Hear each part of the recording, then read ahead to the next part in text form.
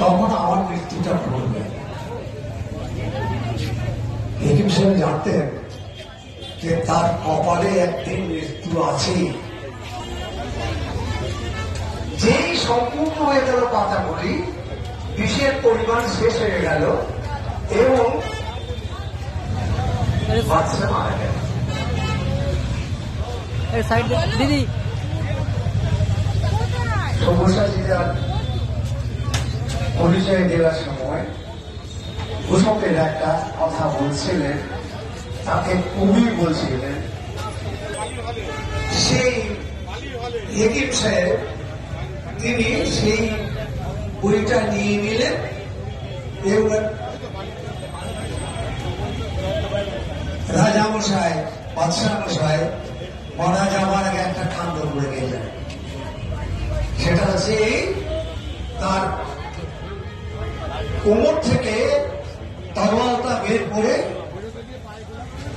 হেকিমকে মেরে আপনারা এক কথায় মিল আছে। সেটাতে যা বলেছে চলেছে, তার সঙ্গে একটা কথা বলা আমাদের উচিত ছিল। সেটা হচ্ছে এই যে আমার সঙ্গে কারবার হচ্ছে বইয়ের সবচেয়ে বেশি।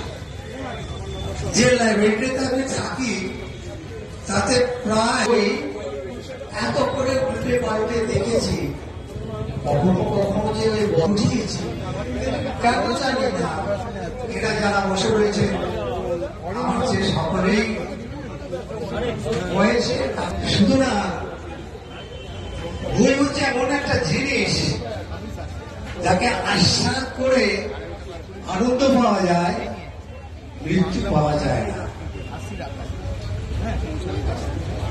সেই বইয়ের নানান প্রকরণ আজকে আমরা পেয়েছি এবং তাকে পাওয়ার জন্য, গ্রহণ করার জন্য একটু আগে পবিত্রতাকে এক ভদ্রলোক একটি বই উপহার দিচ্ছে। কি ইচ্ছা হচ্ছিল আমার, বই একটা সাংঘাতিক জিনিস।